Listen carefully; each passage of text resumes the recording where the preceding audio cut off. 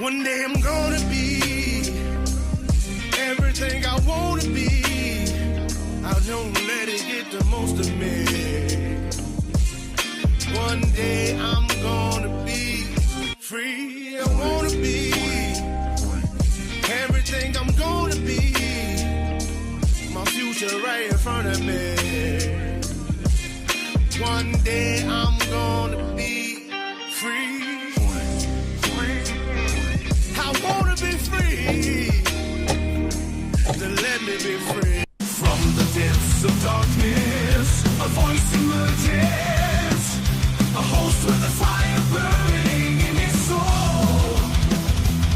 With a heart steel and a spirit unbroken. He rides on two wheels ready to claim his throne. Amidst the chaos and the thunderous roar. Insane wheels rise as a force to be reckoned with. Fueled by the power that only metal can bestow. He takes his stand, refusing to submit. Insane wheels hear his battle cry.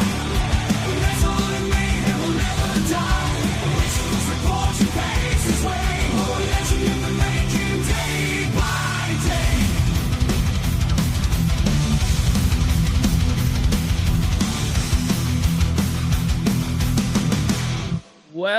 Well, made it into another freaking week. Happy Monday to everyone. I know that it is a usually Monday blues type of ordeal, but listen, we're here to make your Monday better, you know? And we come out with transparent and factual news. That's what we do over here. Listen, ladies and gentlemen, we have a lot to actually discuss, as we always do every single Monday. Mondays are brutal. There usually is a lot to discuss, and there sure is. So as you guys see in the title, live news, as in we have just last night, U.S. Strikes Yemen, and then Trump is meeting the El Salvador president. I forget his name again. And then the Blue Origin launch happened at 9:30 Eastern, and I watched it, and it was an all-female, Katy Perry was in there. One of Oprah's friends were in there and shit like that. It was a specific just to launch, and then they dropped back down in the capsule. But nonetheless, that did happen. So we're going to be getting into all of this craziness here in a second. But before we do, make sure you guys hit that like button. It's the #1 metric of all of YouTube. Helps out the show immensely, and it's free to do so. If you guys are brand new to the channel, make sure you guys hit that subscribe button because it's also free. Please consider becoming a member starting only at $2.99 a month. We're making sure we're not breaking any banks out here. But listen, if it's going to break the bank, just don't do it. I'm just stoked that you guys are here. But this is exactly how we speak like we do on this show. We don't have to cater to views at all. It's because of you guys that we're allowed to do what we do. And you guys fund it. Little side note, follow my Instagram at BallValveTV. Listen, man, that's going to be the best place to get me personally. All the behind the scenes shit of like my lifestyle, the show, Millennial Food Time. Make sure you guys hit that up.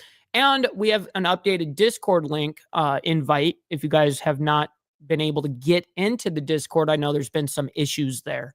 So Naomi's actually been posting that in the chat already since we've been live, but she'll sporadically put that in there.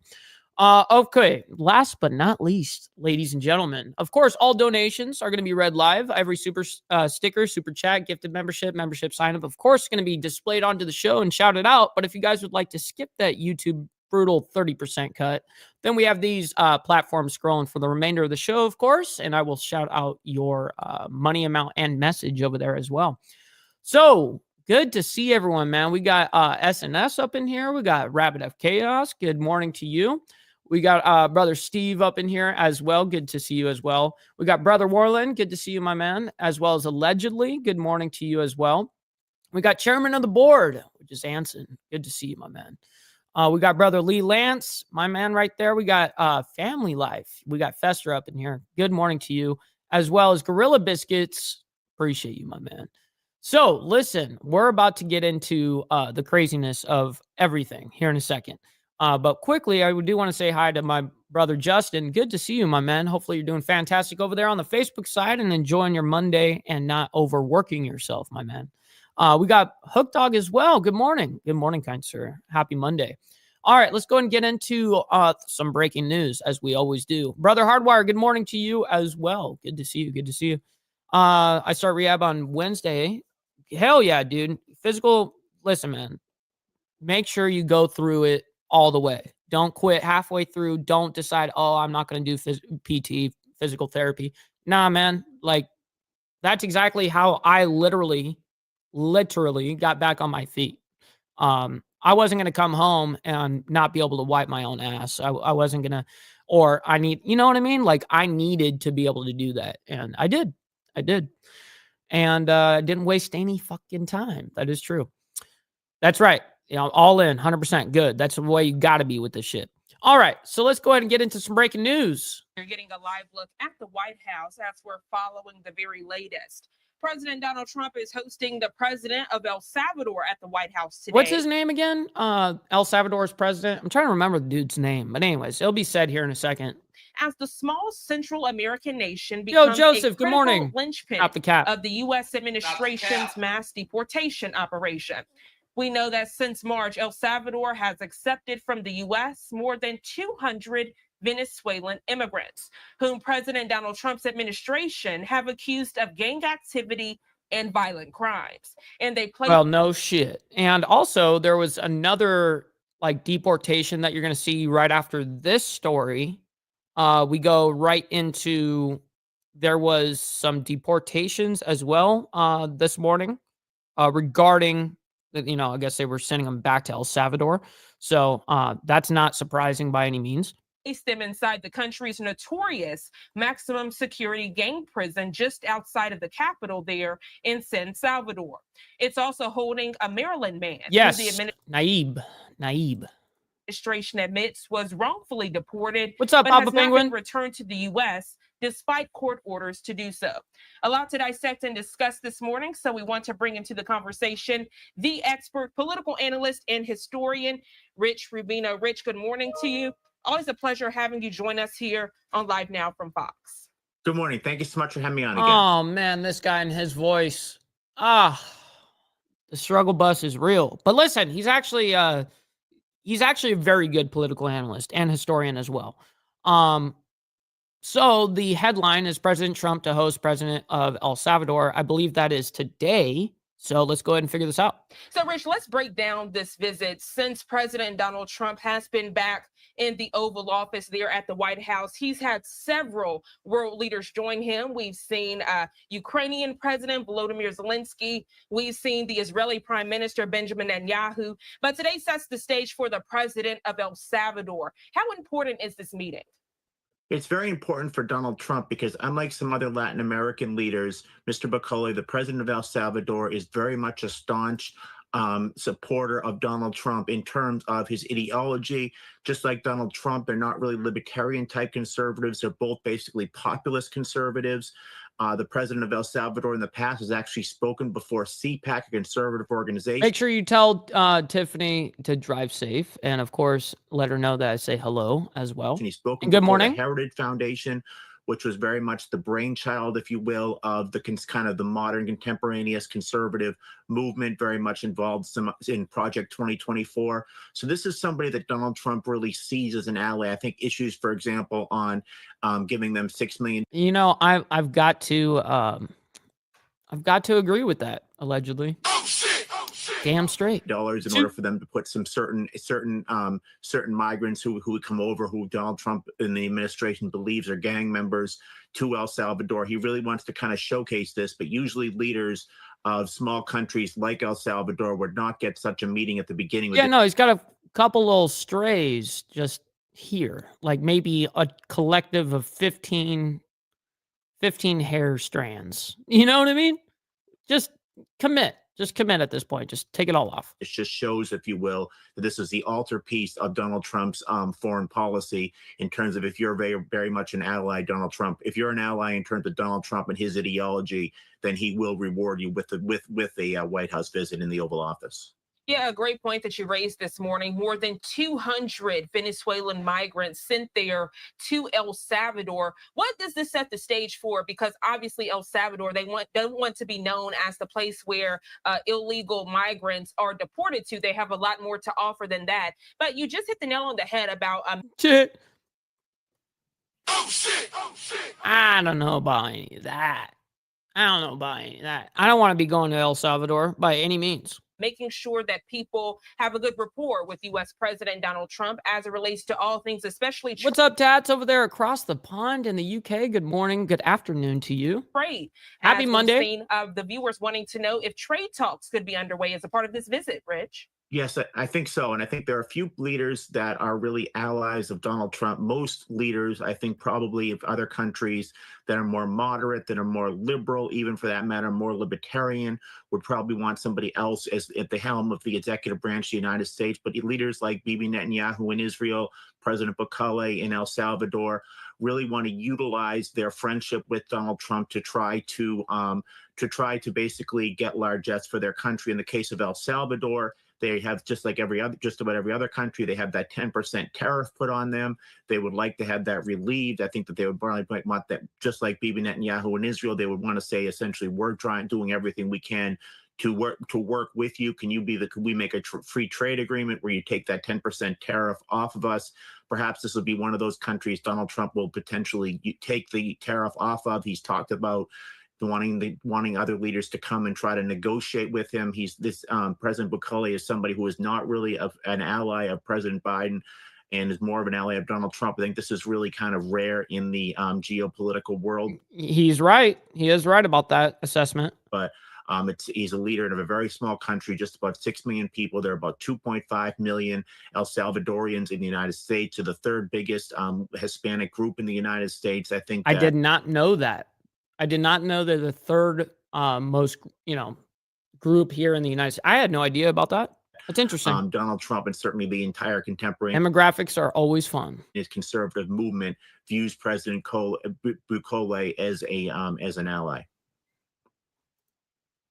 And that's the perfect transition this morning, Rich, as you take a look at your screen. This is the very latest. Yep, we're about to hear what Trump says. And yes, that is correct, Naomi. Make sure you guys hit that like button. You guys don't have to like the craziness in the world, you know what I mean? But you guys can like it and support this channel. And for me, President Donald Trump via Truth Social about the visit with the president of El Salvador today. It says, quote, looking forward to seeing President Bukele of El Salvador on Monday. Our nations are working closely together to eradicate terrorist organizations and build a future of prosperity.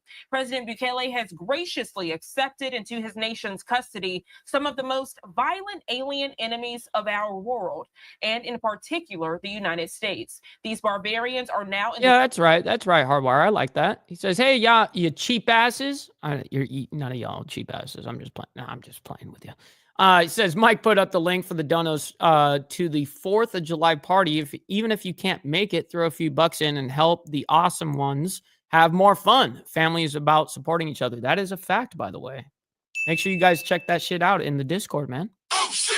For the 4th of July party weekend. The sole custody of El Salvador, a proud and sovereign nation, and their future is up to President B and his government. President Donald Trump concludes this quote by saying they will never. Holy shit. See which soccer jerseys / car swag they're selling. You'll find out what your local demographics are for the illegals. That is hilarious, dude. Truer words couldn't be spoken. Lee, I respect it. Of course, your like button is definitely broken. So if you dislike it, make sure you hit the dislike button twice. We got From Bumbly up in here. Good morning to you, as well as Steve Posey, saying hello to everyone in here and hanging out with us. We got Frederick Frame as well. Good morning. Good morning to you guys. Hopefully you guys are enjoying your Monday morning. And it's not so much the Monday blues. We're trying to make it a little bit better around here, right? Threaten or menace our citizens. Again, break that down, Rich. That's what you were starting this interview with. Yes, and that's basically what Donald Trump there are certainly many other Latin countries. Brother AU up in the building. Good morning to you. Papa Penguin says, where's the link at? I believe it's in the Discord. Naomi will put it in the general chat or something like that. that would not necessarily, that certainly do not have the resources and would not allow Donald Trump to do this. But Donald Trump kind of has a special relationship with certain conservative leaders. I think that the opponents of folks like President Bukele would say that he's an autocrat, that he's not necessarily a democratic leader. Mr. Bukele says I'm the world's coolest dictator. He kind of joshes a little bit about that, but that's basically Donald Trump in a nutshell. Oh, hell yeah, Hardwire. I like that. He says, I threw in some to start it out, meaning the 4th of July GoFundMe for the party. I will put in more every payday till then. Wow, Hardwire, that is a lot of love. Because throwing something like this is a, big financial thing, and I'm happy to do it, but it definitely will help having all of your guys' support, being able to do this. It'll make it a lot easier on everybody, I think. If you are, it's very much transactional. So thank you for that. If you're willing to do something in that for the United States, in this case, that means sending Venezuelan migrants that Donald Trump and the administration believes are members of gangs like the MS-13, that he potentially will try to have some sort of reciprocity. I think you may very possibly see this being the first deal where President Trump potentially, that is, and I'm saying potentially, decides to relieve the 10% tariff, and perhaps maybe even make some sort of a free trade agreement between the United States and El Salvador that he can say is an archetype for leaders who kind of obey his interests.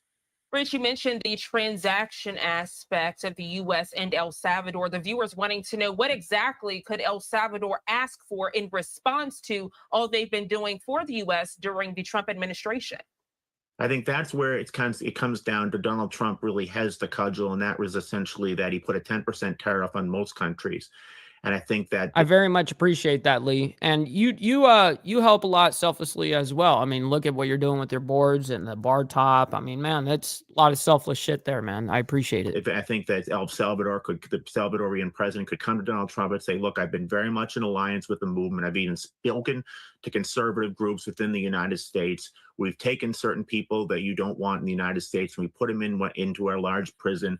Now it's time for some to have potentially some tariff relief. But that being said, I think the fact that he got an Oval Office meeting, first of all, and secondly, that Marco Rubio's one of his first trips as president, the third week of his presidency, Marco Rubio, the new Secretary of State in the Trump administration, actually went and visited him and visited the El Salvadorian leader, shows that there is an alliance with the United States and El Salvador. I think this really puts them on the world stage, a place where leaders of other countries like Venezuela, like Honduras, certainly are not in the in that much of it, are certainly not to the extent that they are not in the good graces of the United States, the extent that they would actually get an Oval Office meeting, not to mention the Secretary of State meeting with the El Salvadorian leader. I think this potentially could bring very much largesse to El Salvador. It's one of the very rare countries and one of the very rare leaders in the entire world of play that, if you will, is very much an ally of the conservative movement and is an ally of the MAGA movement of Donald Trump. Well, that's good enough for me to get that assessment there. We're going to go ahead and move over into a little bit of El Salvador. The other breaking news that we have: U.S. deports another 10 alleged gang members to El Salvador. Speaking of the devil, let's go ahead and figure out which gang they were even talking about in the first place. So I want to transition to some breaking news we are following on this Monday. Take a look at your screen. This information just now coming in into our live now from Fox Newsroom. We're learning from Fox News this morning that the U.S. sends another group of alleged gang members to El Salvador. 10 alleged members from both the Venezuelan gang Tren de Aragua and MS-13 have been deported and Tren de Aragua and MS-13 sent to El Salvador. The alleged gang members were transferred to the country's terrorism confinement center. The removals come following last week's Supreme Court victory for the Trump administration. The High Court ruled 5-4 that the Trump administration can use. Yeah, you mean a side dish, like food, not a woman. Oops, I accidentally way bypassed where we were. I accidentally clicked off. Hold on, I'm getting us back there. Sorry, guys. That was my fault. For deportation. Oh, what? for the Trump administration and MS-13 have been deported and sent to El Salvador. The alleged gang members were transferred to the country's terrorism confinement center. The removals come following last week's Supreme Court victory for the Trump administration. The High Court ruled 5-4 that the Trump administration can use the Alien Enemies Act of 17. Shave them up. Shit. Oh shit! Oh shit! Shouldn't have been talking shit. 1998 to target international gang members as national security risks.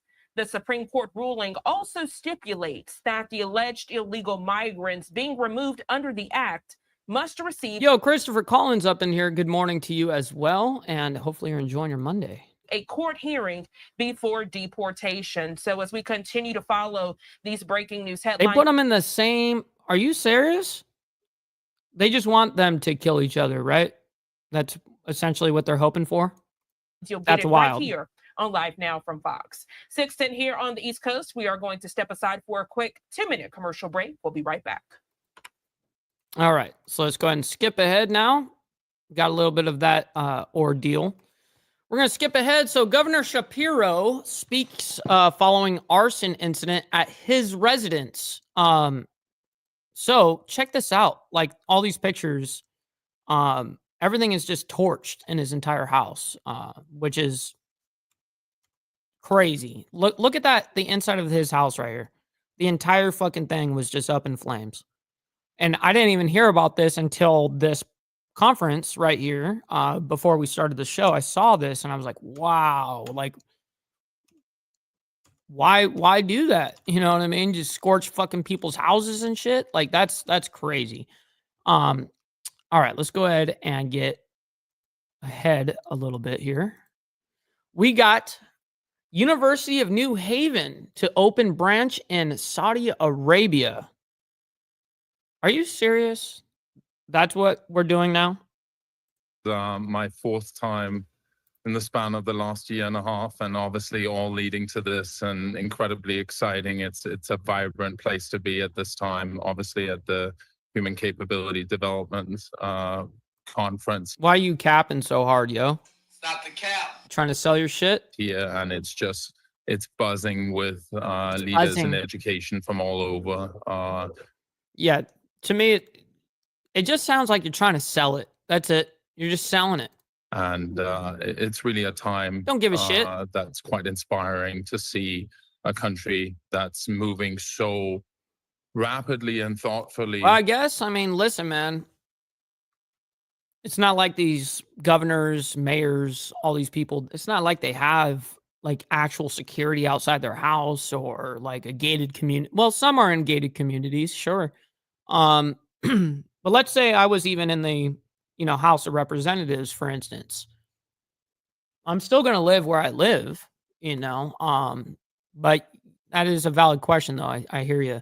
We got Mount High as well saying like button and left-handed tobacco all around. Yes, sir, my man. Good morning to you. We got Hank coming in with the 2 spot, by the way, saying hillbilly in the his A. What's up, man? Good to see you, man.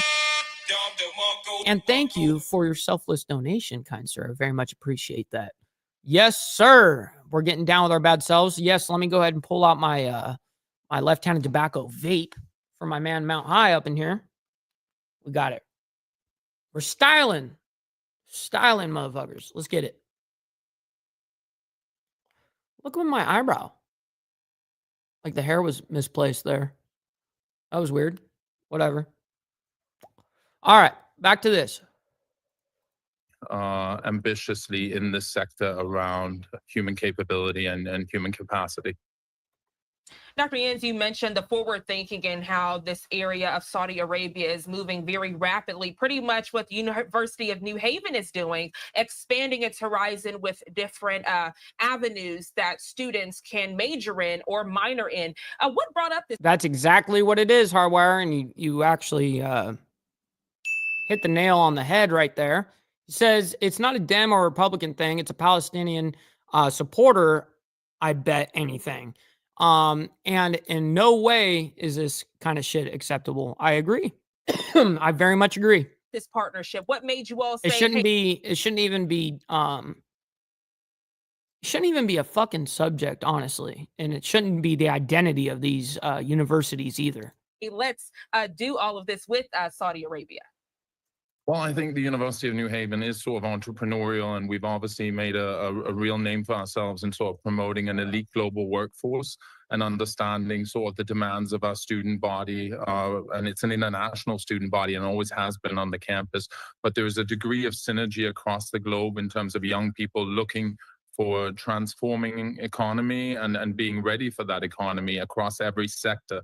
And so really leaning into delivering an ROI for students from all backgrounds. And obviously with what's happening here in Saudi in terms of both the demographics, but also just the rapid economic diversification and the various sectors where there's a real demand for talent, both on the undergraduate front, but also in terms of executive education and upskilling.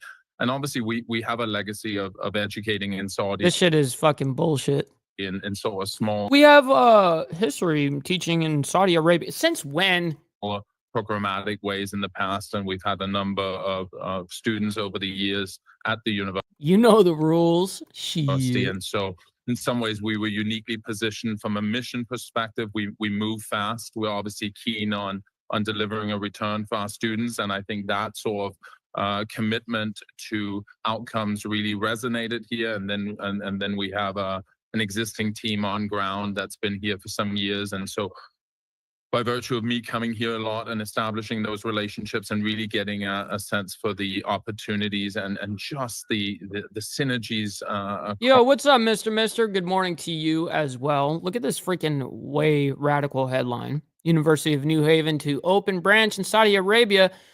That has nothing to do with Palestinians, does it? Shit. Cross sectors was made this a natural sort of next step for us. So as the viewers are hearing about this branch campus, they're wanting to know, how does this differ from a satellite campus that you might see in another area of the world? Yeah, no, so this will be a University of New Haven program, the same way that we deliver on campus. It will be split up. Initially, the feasibility study, which is still sort of being reviewed for its final stages. It's sort of staggered in terms of it would be a college of business and digital innovation, a college of engineering and advanced manufacturing, and a college of arts and applied science. This fucking guy. So in some ways, I'm just trying to be quiet. Exact same profile of what we do on the main campus, absent the other two colleges for now.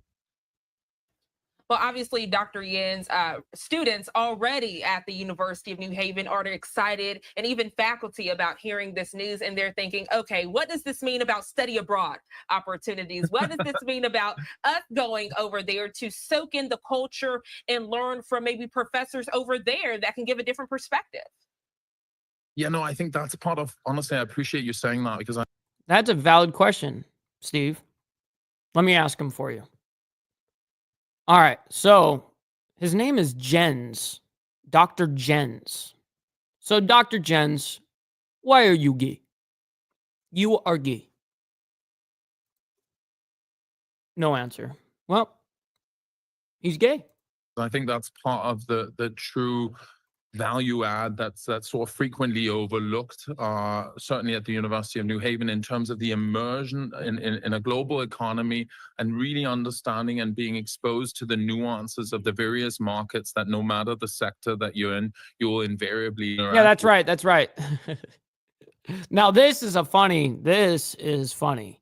Papa Penguin says, wonder if they're going to have DEI benchmarks to meet in Saudi. I mean, just like they do here in the United States, right? I'm sure they will find lots of biracial, transgender, lesbian, furries to fill the seats. Yeah, sounds about right. Sounds about like American liberal logic. All right, back to this. Right. So we actually have a satellite in Italy that students can gain that experience. But we sort of frequently talk about it even on the main campus, right? For some of our domestic students that have. Yo, 13 saying, good morning, Breakfast Club. Mr. Mike and Garage listening to you poke fun at this fucking guy. Yeah. I'm sorry. I can't help it. 13. This guy's a clown. He's over here just selling the shit out of what? DEI policy type shit. Yeah, we're so inclusive. So inclusive. Had an opportunity to sort of have global exposure and experience, and yet will be expected to interact upon graduation in a world and across every sector that is increasingly impacted by people from various different parts of the world. And so for students to have the opportunity and faculty and that exchange, I mean, I think Can you relax on your fucking nomenclature, Dio? that's the moment that we're in higher education. It's the moment we're in terms of workforce. Don't even have to introduce sort of the speed at which You're just talking. You're just saying all this bullshit because of your accent. the economy is changing, AI and technology. AI. And so to have that dynamic adaptability, I'm with you, Hank. agility, entrepreneurial, global exposure. Let me grab my built in as left-handed part of an tobacco. Educational experience is certainly beneficial to students, with you. administrators, professors on all sides of this. This As is relates brutal. to the classes that will be taken on this campus, obviously, when students hear about this, they're like, okay, if I take a class here at this branch in Saudi Arabia, let's say I want to come back stateside, would those credits transfer? Do you see any concerns in that avenue? No, I think we've generally been quite good about working these. I mean, ultimately, it all has to be reviewed by accrediting bodies, right? Certainly ours in the U.S. in terms of that getting all lined up to where those credits transfer seamlessly and students can sort of take advantage of the individual experiences, but also contributing to their general curriculum and making sure that they're on the right path. We know that University of New Haven has signed that memorandum of understanding there with the Kingdom of Saudi Arabia's Ministry of Education. What comes next, Dr. Yin? What's up, Pablo? Good morning, my man. Good to see you. Hopefully you're enjoying your Monday morning just like we are. Where's Carney? Usually passes out the first, but yeah, no kidding, he does. He usually is around. Maybe he slept in today. That's probably what happened, my man. We got Mount Highs. Yes, sir. Cheers to you as well, kind sir. All right, back to this. Well, now it's sort of, I mean, the excitement here is Yes, Ness, palpable. thank I you, mean, sir. you're walking around and everybody here at this incredible conference is talking about how University of New Haven has moved at this pace and arrived at this stage. So there's a lot of excitement. Next stages is obviously looking at what would possible infrastructure look like. So we'll visit some sites and yeah, just continue to sort of press the envelope on sort of what a first class would look like. We have in there that it would be a class. I think it's 1,000 students year one. It might have been 800, but somewhere This guy in needs that to ballpark. shut up. And so now, Why is he still going? You know what? We're just gonna cut him off. I'm over it. I've had enough left-handed tobacco for me to no longer care. We got enough. We got enough of your ordeal there. Okay, so now we're going to be moving into Yemen, ladies and gentlemen, regarding the Houthis. Suspected U.S. airstrikes in Yemen unalived at least 6 people. Let's go ahead and get into this with Dr. Asaf. He is actually very, very good at understanding and breaking down the Middle East. I have a real actual respect for what he does. He actually has sources from the inside on the opposing sides, mainly with Hamas, Hezbollah, and the Houthis. He's very knowledgeable in that regard. And, of course, Iran, right? Okay, back to this. 1 minute shy from the top of the 7 o'clock hour here on the East Coast. Welcome back You're to funny, Live Now Naomi. from Boxing. Gene Francine. We are following some break. Associated Press. They do report on this Monday morning that suspected U.S. airstrikes around Yemen's rebel-held. Hey, no. I didn't steal it. I earned it. I got last place. Okay. Hey, listen, everyone gets a trophy, man. I earned it. It's a trophy. You see? It's a trophy for being a legend. And I got last place. But I still earned it. So, yeah. All right. There's my little get down for you guys. All right. Capital killed at least 6 people and wounded 26 overnight. The Houthis confirming this Monday acted U.S. airstrikes around Yemen's rebel-held capital killed at least 6 people and wounded 26 overnight. The Houthis confirming this Monday. What's up, Gunpowder Nitro? My man, good morning to you. Hopefully you're enjoying your Monday like we are. As they also claimed shooting down another American MQ-9 Reaper drone. A lot to discuss, so we want to bring into the conversation Dr. Asaf Romerwowski. He's the Executive Director of Scholars for Peace in the Middle East. Dr. Asaf, good morning to you. Always a pleasure having you join us on the show. Good morning. Thank you for having me. So, Dr. Asaf, if you could first set the stage and break down this breaking news we're learning, suspected U.S. airstrikes in Yemen, killing at least 6 people. Yeah, so it's important to contextualize, as always. That part is true. You told me you got that trophy for the highest socks out of all the Dynabros. Yeah, I still got last place, though. Still got last. Listen, some of those Dynabros, they wear their socks all the way up to their eyeballs type shit. You know, they're too hardcore for me. All right, back to this. Obviously, the Houthis are an ally and have been a recipient of Iranian support. They're part of the larger multi-front war against Iran. It has become very clear, and obviously, I think importantly significant, that the U.S. and Israel are on the same page as far as going after the enemies that are part and been part of the war since it began on 10/7/2023. And so this is a continuation, and I think it's critical to... Which, by the way, 10/7/2023 is October 7th, what you guys always hear, that reference. Into context, of course, that these strikes have intensified on Yemeni Houthi targets near the area of Sana'a since Trump took office. And man, that is a wild concept, and I'm just now thinking about that, and you're so fucking right. Papa Penguin says we're spending millions to do thousands of dollars worth of damage. Yeah, that is unreal, isn't it? It's true, though. Very true. Unfortunate. It's obviously that the fact that Benjamin Netanyahu was just here in the States last week, I think that the relationship continues as it relates to tackling these enemies and these attacks. Israel itself was intercepted another attack from the Houthis just on Sunday night. And so you see that there's a continuation. I think of the fact that the United States is stepping up its game when it comes to going after the Houthis, the fact that it's been disrupting the area, and the fact that once Trump entered office, which is also important to note as well, he once again redesignated the Houthis as That's right, Pablo. If you're not first, you're last, always. Terrorist organization, something that the Biden administration decided to remove. And so the fact that they are now designated as a terrorist group, we are seeing an increase on these very attacks. All of this on the heels. Yeah, no kidding about that, Papa. He says, considering how Trump has been going godfather on everyone, I'm surprised he hasn't instituted a policy of every time an Iranian proxy attacks U.S. interests, we attack Iran.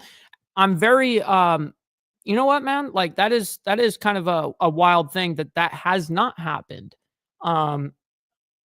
Truthfully, I'm very glad that we're not doing that. You know what I mean? Like, at least that's not here right now.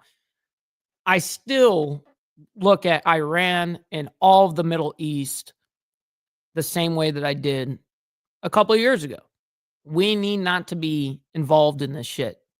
Truthfully, if and I've said this before, if Israel wants to get rid of the entire Middle East, I don't fucking care. Let them do it, though. Not on our dollar and not on our fucking, not with our resources, meaning not just money, you know, our military and all of that shit. We need to not be involved at all. But, yeah, that is surprising, Papa Penguin, though.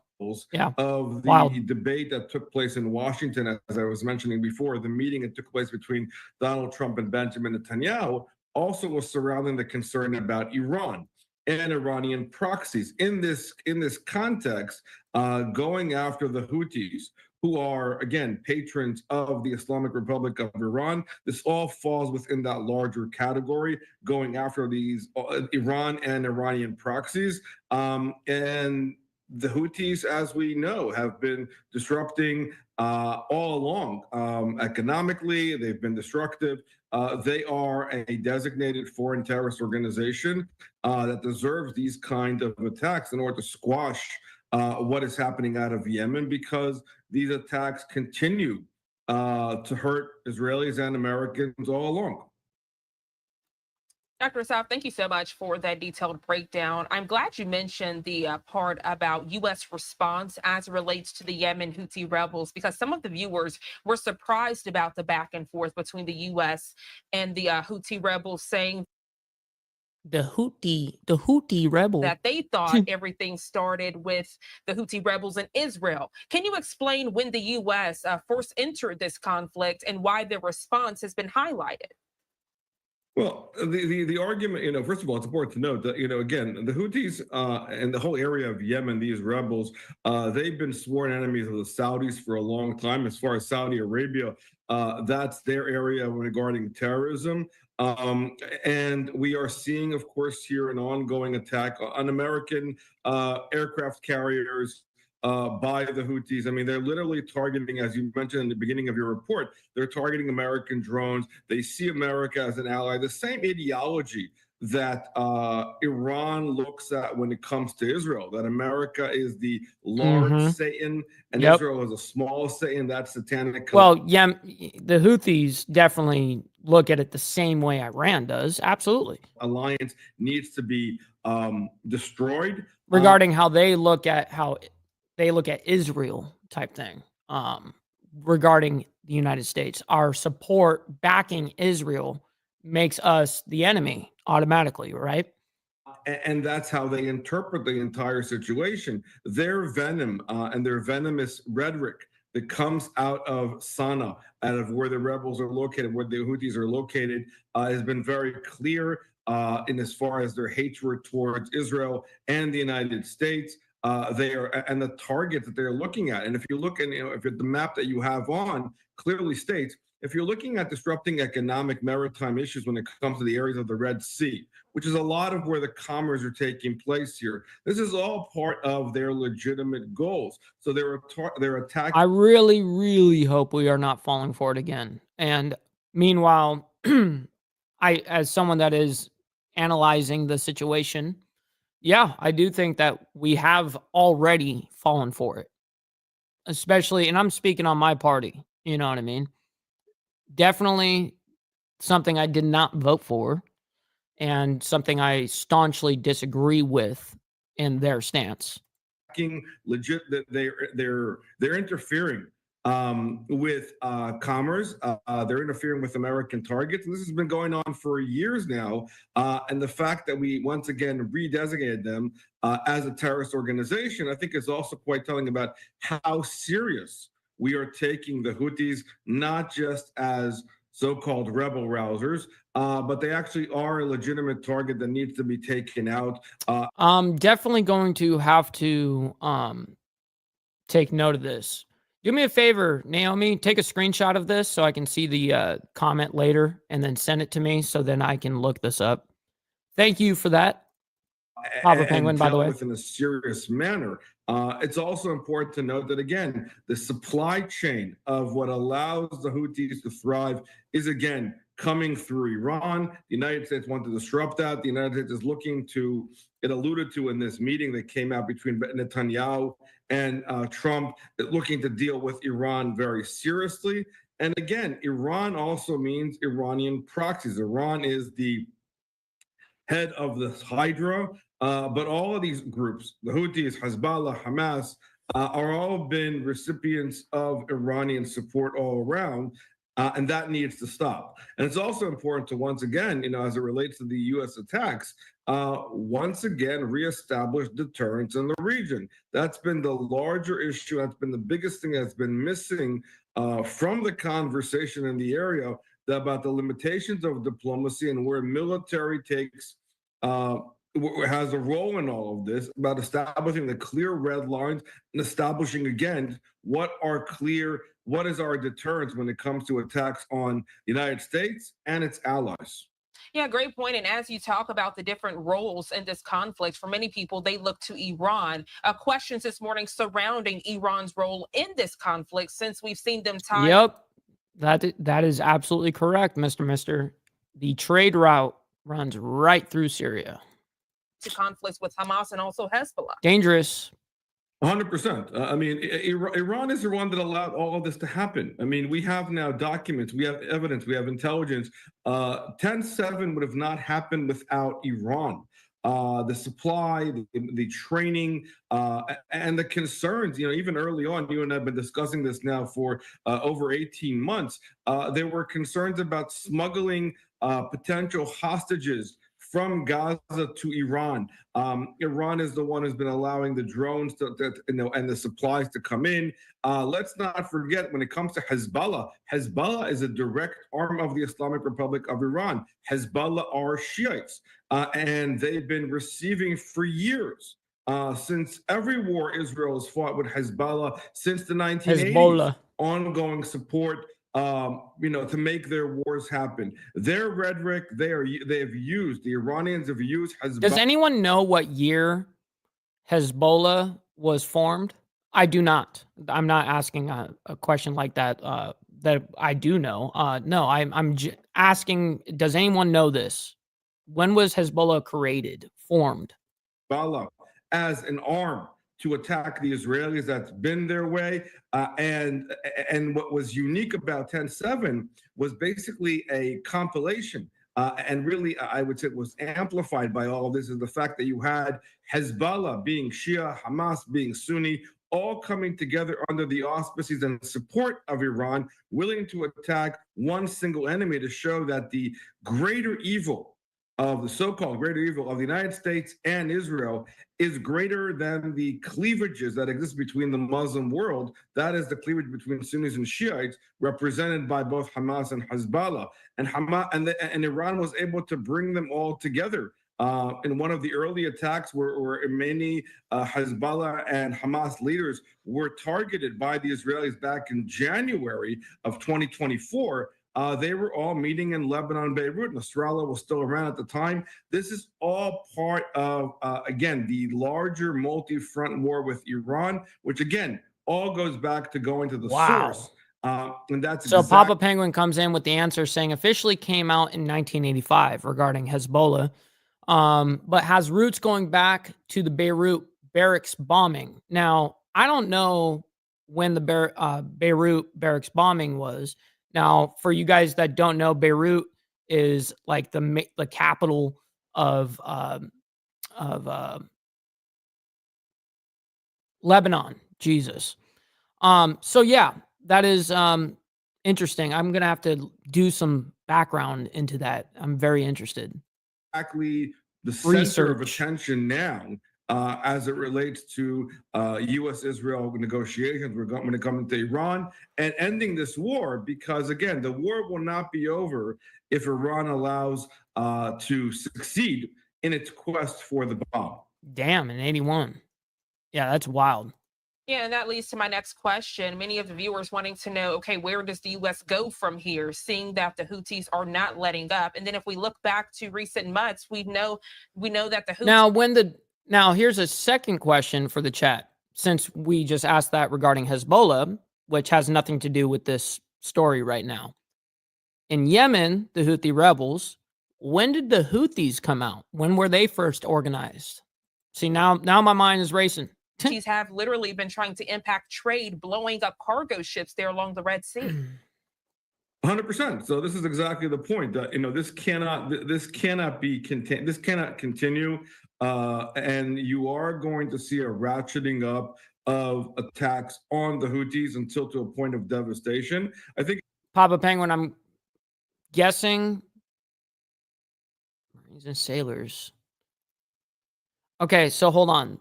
This is regarding basically the Houthis. It was around the same fucking time frame, for real, or is this regarding Hezbollah? Okay. I think it also allows, what's up, Pitbull? It's helping over there across the pond in the UK. Good afternoon to you, kind sir. Thanks for hanging out with us. When it comes to flexing their muscles, they are focused on the Beirut. Lebanon. Got it. Beirut barracks bombing. Gotcha. And Hamas, in Gaza. And so dealing with the Houthis and the fact that the United States is helping out with that regard is clearly instrumental for the Israelis as far as their bandwidth. We have seen the use of America. I heard something I think yesterday, something to the extent, and it was actually regarding inner dynamics of men and women. But I heard something that kind of like, I was like, man, that does mean something right there. Like that's something I never really thought about. And what it was is basically was this person that suckered a man into basically a baby trap situation. Wasn't even his kid. Anyways, one of her main excuses was that she didn't have anyone. She didn't have any family to support her. She didn't have any. And I've heard that many, many of times, right? And we feel bad for those people, right? But if they're alone and don't have anyone, that's probably because you're fucked up. You know what I mean? Just saying. It's probably not everyone else. So what I'm getting at with this is Brother Steve says, Red is about to get here and help a motherfucker out. It's good to have solid homies. That's absolutely right. And the reason why you have that is because previously you guys had a good ass connection and a true, you didn't just take from dude, for instance, like a lot of people will do, and then wonder why aren't they not around? Yeah, it's very good to have those solid homies, and it speaks volumes about your own character. So, anyways, back to this. Good. So American batteries when it comes to THAAD in Israel, and this will continue and accelerate, to my mind, until there is a point of clear victory. And this all ties into the larger connectivity when it comes to the next steps, whether or not there's going to be any kind of attack regarding Iran. Again, these are all the proxies of Iran, but until we go straight directly to the navel of where all this is coming from. Back in the 80s too. So did a lot of these Iranian proxy organizations come around in the 80s? But they've always stemmed from, there was always something, right? There was always a type of terrorist organization for a long time, right? It didn't just start with these organizations. But I'm very interested now, why was it specifically the 80s? And that is Tehran and its proxies, but namely Iran itself. This will continue, and that's something we should be looking. We should be prepared to deal with as things accelerate. Dr. Asaf Marmawowski, always a pleasure. We appreciate your detailed dialogue and your perspective on this conflict. I hope you have a great rest of your day. Thank you as always. Take care. Thank you. We're going to go ahead and step aside for our... Man, there's a lot of shit going on, man. A lot of shit going on. So now we're going to go ahead and see if we have a little bit of the flight now. We're getting into... Now we're kind of losing the aspect of breaking news. Now we're going into what was happening this morning at 9:30 Eastern. There was this Blue Origin all-female space launch, and it was successful. And there was a few women on here. We have Ashia Bowie or whatever. I don't even know how to say it. Amanda Nguyen, Gail King, Katy Perry, Kieran Flynn, and Lauren Sanchez. So like all these pinnacle women, whatever. So they were doing this huge lead up and storytelling and all of this shit this morning, right? And so luckily you guys don't have to deal with none of that. We get to skip right past and go into basically the launch. Because this is actually fucking awesome. It is actually awesome. I don't care what anyone fucking says. There's Oprah Winfrey. She's got her like best friend on there or whatever. And but let's go ahead and move this along and get into the flight. Internal. T-minus 10, 9, 8. Here we go. 7, 6, 5, 4. Command engine start. 2, 1. Ignition.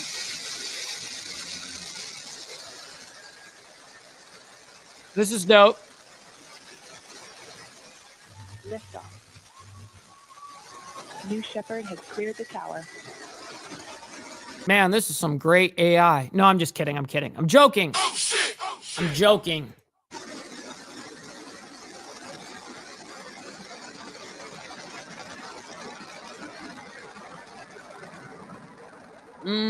Interesting, Papa. Which makes it understandable as to why you got your boys over there, Assad, running from Syria and going up to Daddy Putin, right? Man, that shit's wild. 6,000 feet climbing.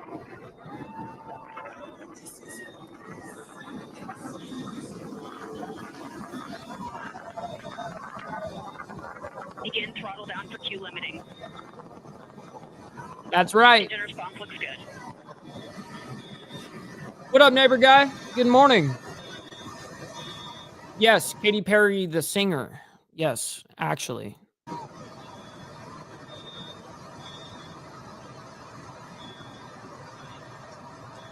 Max Q, maximum dynamic pressure. Be safe out there, brother Steve. We'll see you in a little bit, my man. And tell Red I say hey, and hopefully he's doing good this start of the week. Vehicle is supersonic.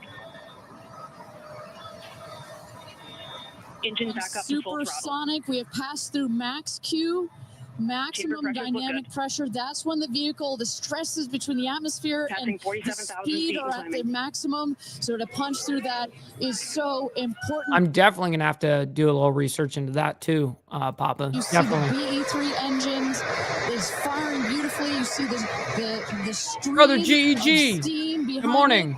Those ladies right now are having an incredible view on their And Dragon Classy. We got Dragon Classy and Ghost Eagle. Good morning to both of you. way to space. Always appreciate you both.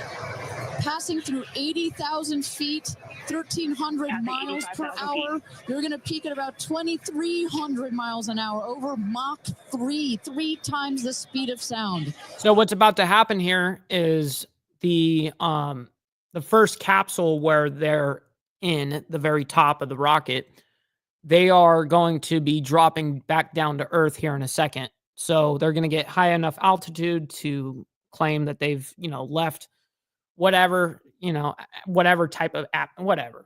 I'm not even a person that understands space to an extreme extent, but nonetheless, they're going to break the atmosphere or whatever, and then they're going to drop back down. Shortly coming up, we'll have MECO, main engine cutoff. We will turn off the engine, but the two craft, the capsule and the booster, will continue their ascent to space. Stand by, MECO.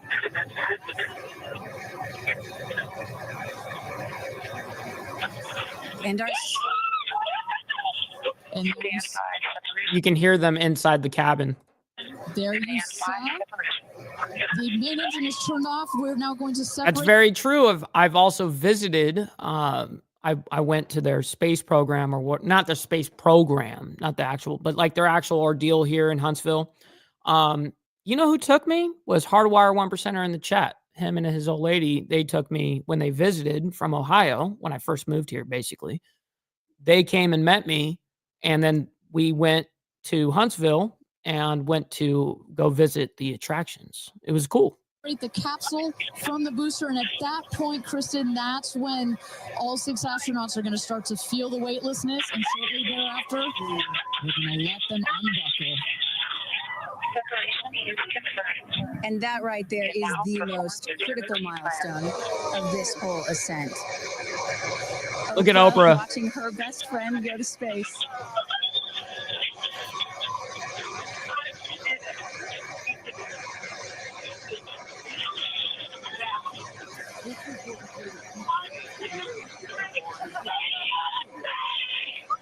Yeah, that's right. It wasn't even recorded, Hardwire. It's all AI, homie.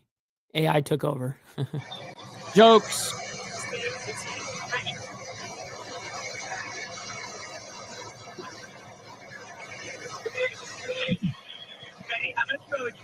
Yeah, that fake hair hat.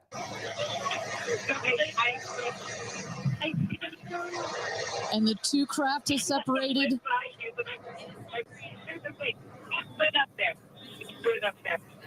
328,000 feet, 100 kilometers. Welcome to Yo, W to Papa Penguin. And so they just hit the official level where they can officially say they've been to space. space, ladies, or shall I say, astronauts. Oh, Definitely not come on, astronauts. You guys, I have to tell you, look at the moon. You guys are just taking a ride, homie. Just because I hop into a helicopter as a passenger, does that make me a pilot of some sort? No, it doesn't. It just means I took a ride in a helicopter. Look, oh my God! Oh my God! Oh my goddess! That's our pink moon. I love you, Jackson. And just in case it wasn't clear, those are the astronauts. Those are their voices that you're hearing. And there, they have hit apogee, the highest point in flight, well over 345,000 feet, well over the Kármán line. Wow. Totally. Papa Penguin says riding into low Earth orbit is like riding bitch and claiming to be a biker. That's facts. That's funny. Great analogy.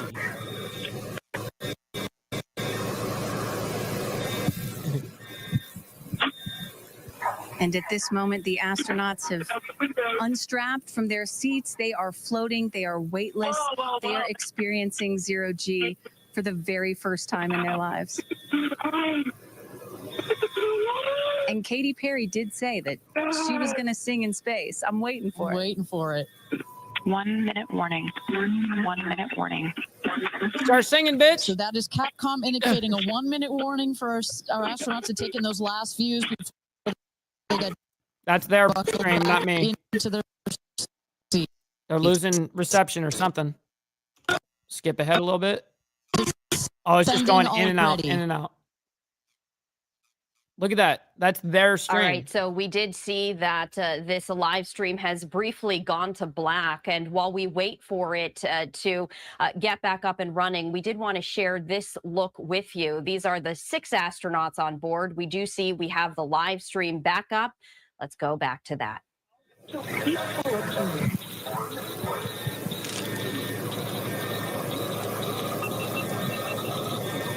And you hear Dragon. Report status. Copy. We'll skip ahead a little bit. The black hearing that where it's taken off from. At the top of the rocket, you see a couple of fins that have popped out. Those are to stabilize the rocket as it comes into land. Shortly thereafter, you will see the drag brakes that deploy that will cut the speed of the rocket in half. And then in the last moments, and there it is. We can see it from the stage. There comes the rocket down. It's going to relight its engine. We're going to also see a sonic boom. We're going to hear that shortly here. And remember, this is something that had never been done before until just a few years ago. Truly the stuff of science fiction that you're about to watch. That was it. Sonic boom. Drag brakes.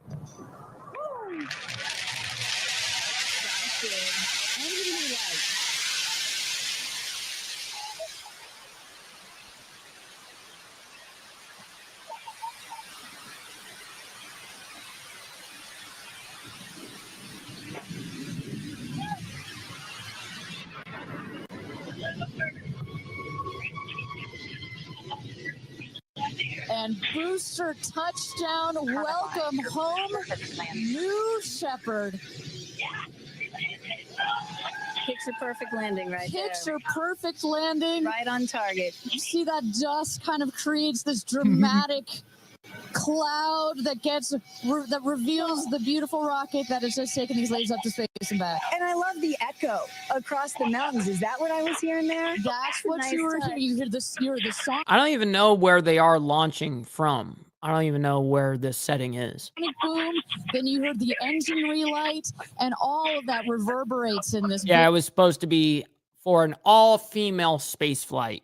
It's supposed to be a Blue Origin's historic all-female space flight. Beautiful valley in West Texas. West Texas. It does look like a World of Warcraft scene. All right, shortly here, we're waiting Here to it comes. see the drogue parachutes deploy from the crew capsule. Those are like the guide parachutes. There Okay, go the just- drogue parachutes. Just free falling right there until those drogues came out. And then next will be the main parachutes that get pulled out.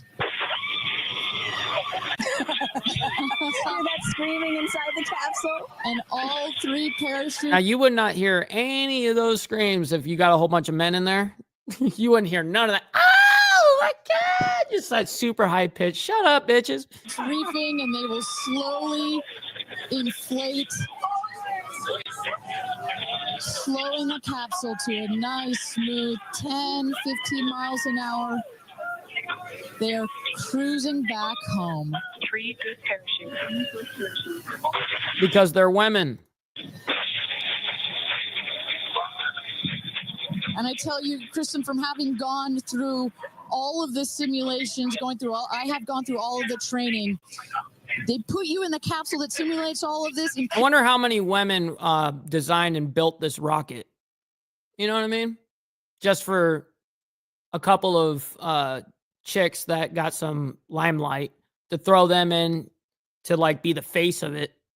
How about the people that actually put work and time to make this shit happen? Including the sounds, and when you hear the motors of the parachutes pop out, that is the best moment in flight. Because I know Blue Origin does everything they can to make this as safe as possible, and y'all have an impeccable safety record, but it still has to feel really good when you know that you're coming back to Earth with those parachutes fully deployed.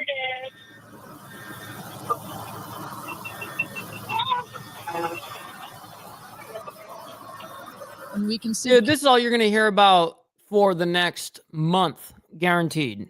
Guaranteed. As soon as this happened, like actively while this was happening, social media was losing its shit. Of course, as normal, as you would expect. Just over our shoulder here, going to be landing north and east of the launch pad, coming down softly and beautifully. What's up, Borland? 500 Good morning, my man. feet. Good to see you again.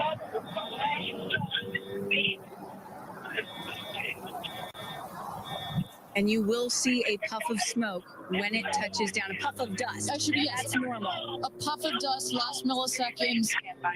Air cushion. What's up, brother Fredo? Good morning to you. Good to see you, by the way. Kick up the dust. Happy Monday. It's very soft landing despite the sporty perception. There it is.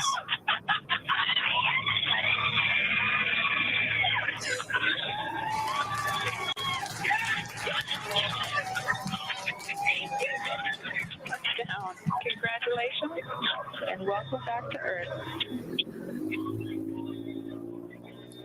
Do status check. Double shot. Kristen, just some incredible images there. The capsule. Copy. Welcome back. And Heather. nice. Let's wait for just a moment here. Make sure they're doing health checks in. Beautiful. Dragon.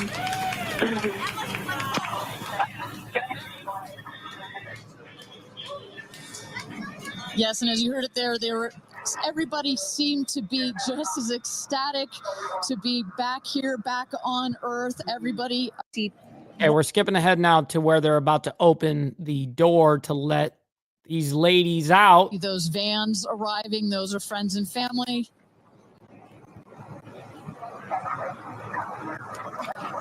And that's Carrie Ann looking out the window, in the window to the right there. Lauren Sanchez on the left. And you really get a sense for just how big these windows are. I mean, when you're inside this capsule, it's almost as though you're getting a full 360 panoramic view. One of the cool features of this capsule, the largest This is them returning right now, Fredo. They just returned. windows of any space. On this. So this whole ordeal happened at 9:30 in the morning this morning, Eastern. And now it's 11 o'clock right now. So we're just catching it about an hour and a half behind something like that. Over a third of the surface area of this craft is windows, and that's on purpose. There were many meetings with our founder Jeff Bezos where our engineers brought him some windows. He said, "Nope, make them bigger." They come back, they said, "Nope, that's nice, but make them bigger." And what you get here why is that so important? So many of our astronauts have said, that's a great question. On my seat, I looked at outside my window and I turned around and I looked at the other 5 windows, and my brain created a panoramic. You know what's interesting is I saw a few people in here say that they either would want to get on a rocket and do this, or they would definitely not. So there was a poll on Fox here, on Live Now from Fox, and what was interesting about that poll was they asked basically, would you want to travel in space? Would you be wanting to, hop on a rocket and do this?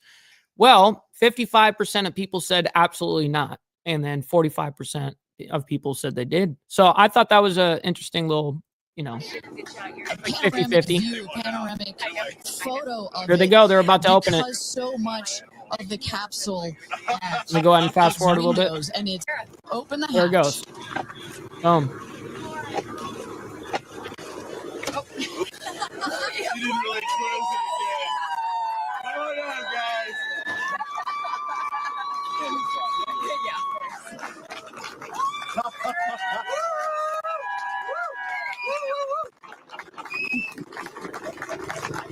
All right, we'll fast forward a little bit. Katy Perry, of course, she's gonna kiss the ground, right? Jesus. That right there, that little scene of her kissing that ground is going to be a meme. Thank you. Thank you. Amanda.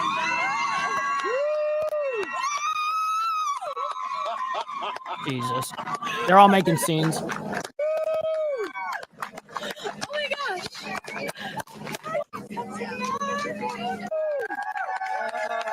That's like Oprah's best friend right there. Oh my goodness. For just a second. So overdramatic. Thank you, Jesus. Oh my God. That was amazing. I'm so proud. So proud. Fair point, Papa Penguin. Super fair.